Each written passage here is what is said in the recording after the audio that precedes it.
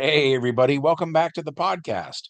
You're listening to the longest running superhero role playing game on earth. I'm your host, the Game Master. And I guess the first thing I should say is that for once, I'm actually using a photograph of myself for the artwork for this video. This was taken in 1997 by my Aunt Elaine. This is the house where I grew up. This is in Ohio, in the middle of nowhere, basically halfway between Cleveland and Columbus. And this was the car I was driving at the time. I was a employee at the local pizza place and would drive around delivering pizzas. One day while doing that, I saw somebody put this car in their front yard for sale. And right away, when I saw it, the first thing I thought of was, oh, wow, that's the make and model that they used for multiple characters in Transformers.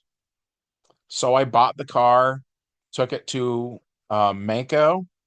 I don't know if Mako is still around or not, but back in the mid 90s, they were kind of the place to go to get your car painted for relatively cheap. And by they screwed it up, by the way. You get what you pay for because if you look closely at the photos, the driver's side door handle is white, but the passenger door handle is not. And that drove me nuts. I should have, done something about it. Instead, I was young and I just kind of rolled over and put up with it. But at any rate, um, yeah, so, this was my car. And then I've mentioned on other episodes of my podcast that around the year 2000, I'd bought the local comic book store. And so there were days when I'd drive the car to work and Transformers fans in my area would see the car and stop in to talk to me about it and take pictures of it. You get the idea. And so one day, this guy stopped in and he had just had his name legally changed to Optimus Prime. And he was very interested in the car. And he asked me if I had any photos of it that he could scan at home and then send to somebody he knew that he said would be into it. And I said, yeah, that's fine. Just give me my photos back. So I gave him the photos and then I never saw him again. And so then I started to see the photos in the early 2000s circulating on the internet. So people were seeing this picture, but they had no idea it was me, right? So I started taking more photos of my car. Um, because I still had it, at that point. And my kids, I took some cute pictures of them where they were like sitting on the hood of the car and stuff like that.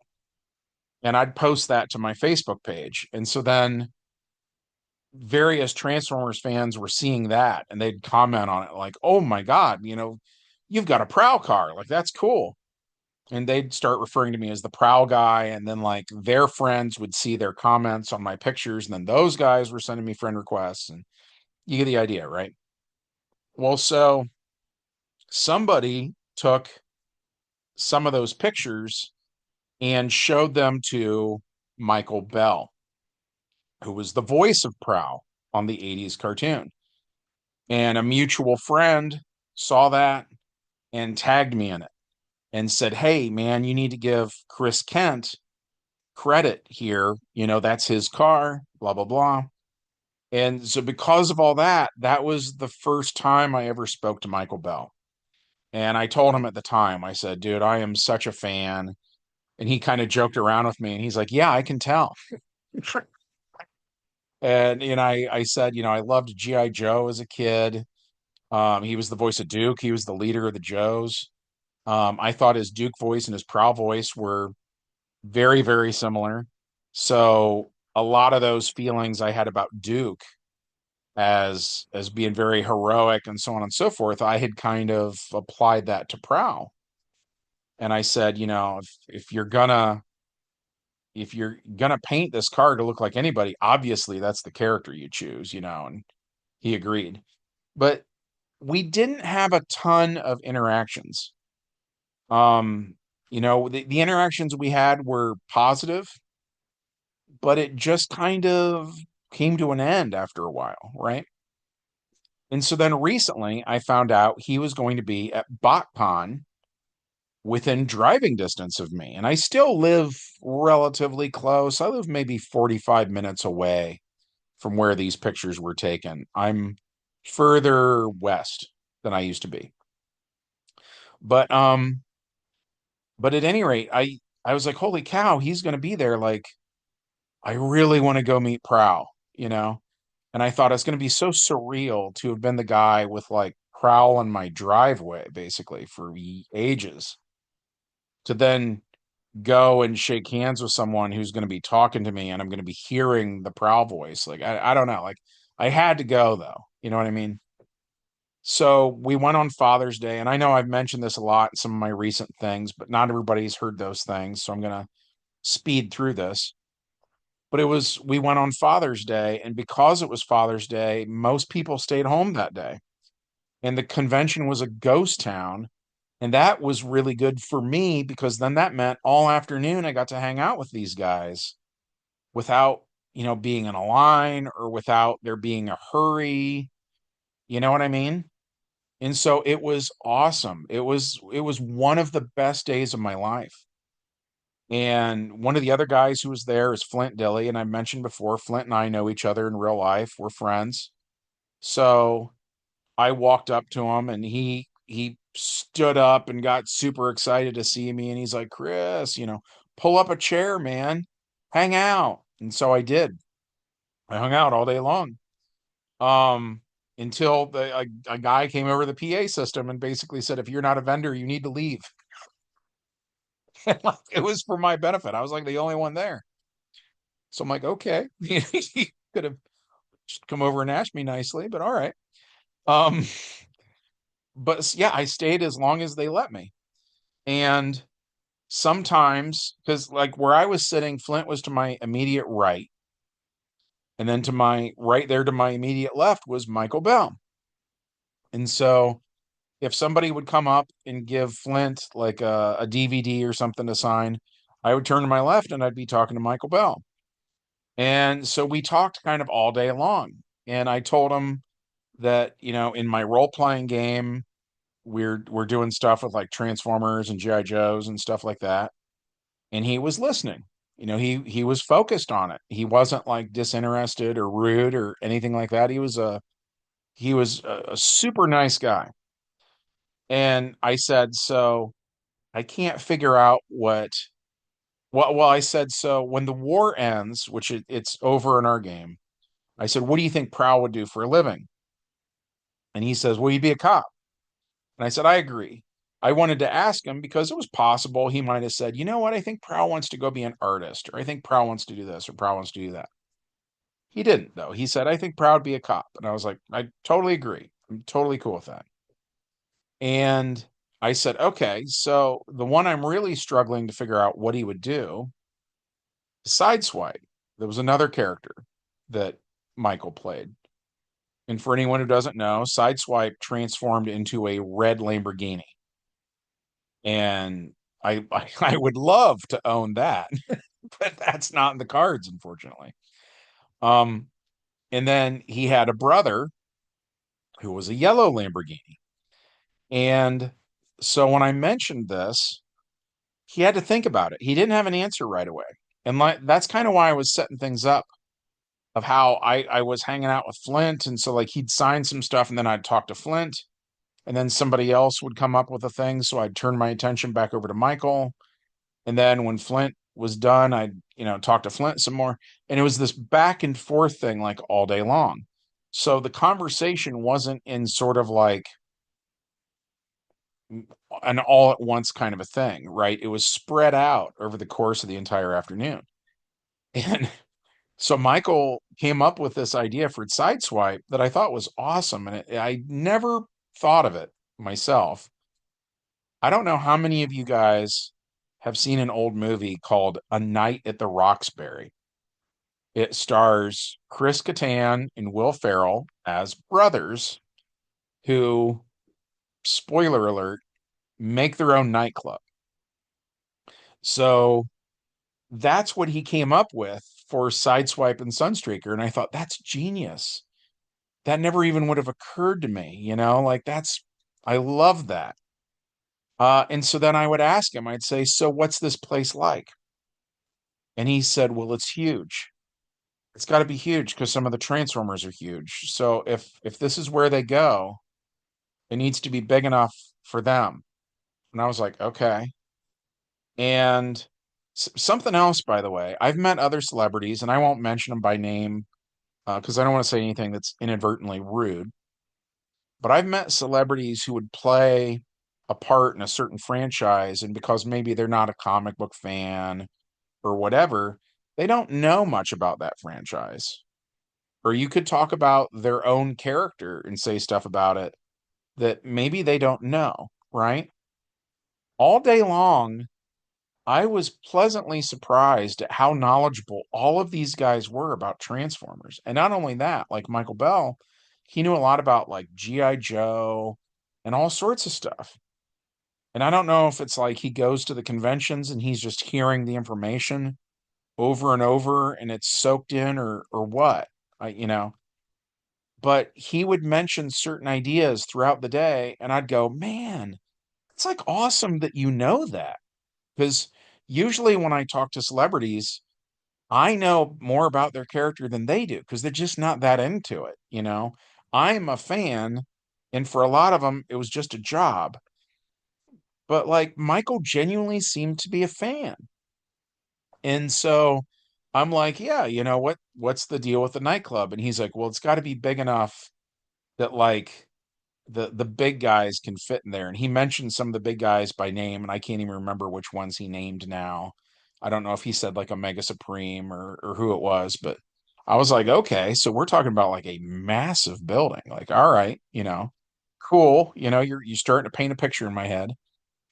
And then he said he wanted it to be on a beach next to the Pacific Ocean. And I was like, why? And he goes, because some people are boats. And I was like, okay, so that's cool, that he's saying that. And then he also wanted space for planes to land.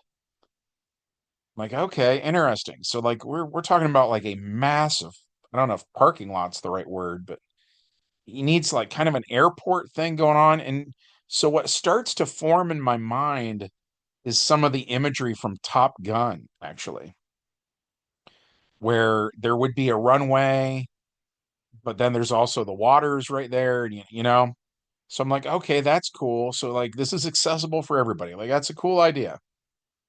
And they serve energon inside because we have seen in the cartoon that the characters can drink energon like it's a liquid, and if they drink enough of it, they get drunk. So we've got that happening at this place. I'm like, all right, that's cool. And again, it kind of ping pong, like my attention ping pongs back and forth between Michael and Flint.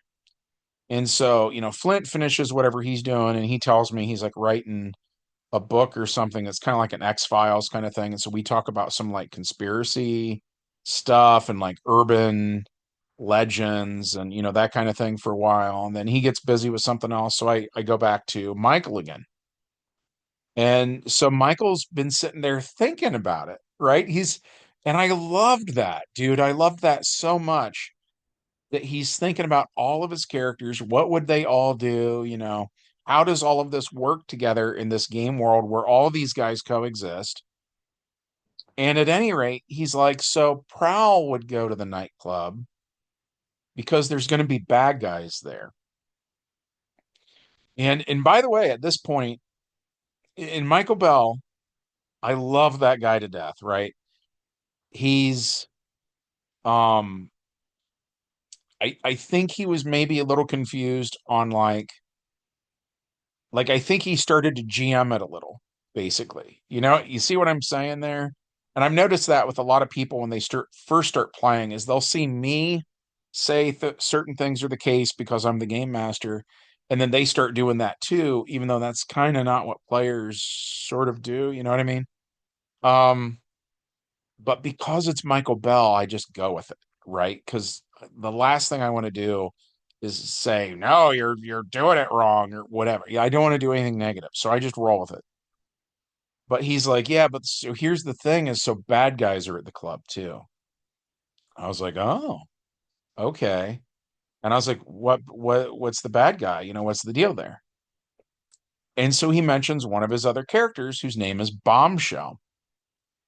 Bombshell is, I'm debating how much jargon I want to get into because I know not everybody that listens to my podcast is a Transformers fan, and I don't want to bore those guys. Suffice it to say, though, he has mind control powers. He's a bad guy with mind control. So the idea then becomes that even though the war is over, this guy is not going to go dig ditches or something. This guy wants to sell his talents to the highest bidder. I thought that's very interesting. I said, okay. And I said, well, there's this character named Swindle, and Swindle would be the guy. He's a Decepticon who can probably put you in touch with humans who want that technology. And so again, throughout the day, the story's kind of evolving. And then the next layer of it becomes that the humans are Cobra and that Major Blood is a high ranking member of Cobra who's also voiced by Michael Bell. This whole thing is like, I mean, not 100%. Like, he wasn't the voice of Swindle, and we put Swindle in the adventure, but for the most part, it's just like this massive thing of like all of his characters. And so we come up with this idea that Major Blood would go get Cobra's gadgeteer, whose name is Scrap Iron, who's also voiced by Michael Bell. They would receive funding from Tomax and Zaymot, who, by the way, were voiced by Michael Bell and Corey Burton. They were evil brothers on G.I. Joe. Michael Bell and Corey Burton were the Lamborghini brothers that started the nightclub, right? So it's funny, they're brothers in both things. And by the way, that's how Michael Bell would refer to Corey Burton, as he referred to him as his brother. And I thought that was like endearing. I loved that. But so point being, Swindle then is the guy to make this meeting happen, right? And they're talking about it in the nightclub. Prowl is keeping an eye on all this from a distance because Prowl knows if he follows Swindle around, it's going to lead to something, right? And I thought that was cool. So the other thing I thought was really cool. This was another example of Michael Bell knowing stuff about the franchise that I didn't think he would know. And that is that he had seen the Michael Bay live action movies where Bumblebee was like an old beat up Camaro who could scan a newer, sort of shiny, fresh Camaro. You know what I mean? And then Bumblebee could assume that appearance, right?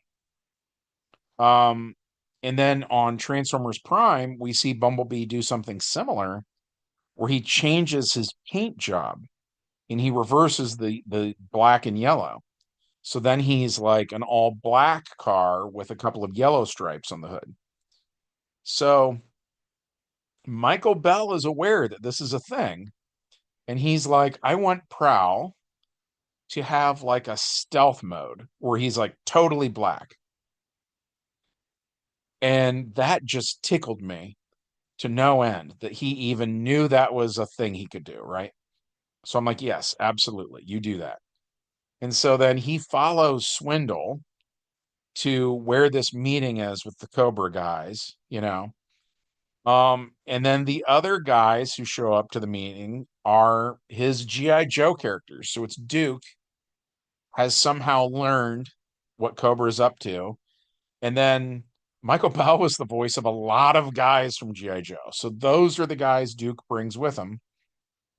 And a fight breaks out. And so then I wanted to roll dice, of course, because I'm a gamer and that's what we do, right? But And I had dice with me. I brought dice when I met John Wesley Shipp, who played the Flash in 1990. I brought red and dice along, yeah, red and yellow dice along to that meeting with him. And I left them in the box with my GM screen. And that's what I always get signed at these conventions is the GM screen. But I never took the dice out of the box. So I get out those red and yellow dice and I'm like, hey, let's do this, let's fight some Insecticons, man. And he wasn't into it. He didn't want to roll dice. So that was a bummer. But oh well, because um it's still Michael Bell. You know what I mean? And on top of that, as a kid, because I would hear the voice of Duke and I'd hear the voice of Prowl, and I knew they were the same guy. Um, my entire life, I wanted a crossover between Prowl and Duke, and all of a sudden, I got it. Where during the whole thing, I was imagining Duke getting into Prowl and chasing down Swindle, and the Joes are fighting Scrap Iron and Major Blood and so on and so forth. Who, by the way, we decided that Major Blood's a smart guy and he knows how dangerous Transformers are. So he wouldn't go in person. He made a synthoid clone of himself and sent that in his stead. So when the Joes start punching these guys, they melt. And that is classic G.I. Joe, right? We saw that on the cartoon in the 80s where they can only take so much damage before they melt. So I thought that was cool. Because that means they're still out there. They're still large. But the Autobots get stasis cuffs then on the Decepticons and arrest them. And for anybody that doesn't know what stasis cuffs are, they're handcuffs, but when you put them on a person, that person is like basically kind of paralyzed and can't use their powers. So that was it. That was the end of that story. But like I was so psyched to just be in that situation and have the privilege of having that experience, just this once in a lifetime thing. I I loved spending the afternoon with Michael Bell. I was super appreciative of the fact that he was like kind of humoring me. I mean, I think part of it was he was genuinely bored and he seemed like he thought it was interesting. But I know there was a aspect of it that was kind of like it's probably not something he would ever want to do again on his own. You know what I mean? But he knew it meant a lot to me, and how great is that?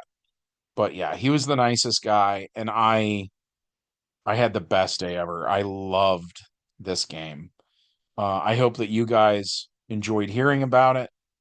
If so, it would be great if you took a quick moment to just smash the like button, make sure you're subscribed, and leave us a comment. And from all of us here at the longest running superhero role playing game on earth, we hope you have a good one, and we'll catch you in the next adventure.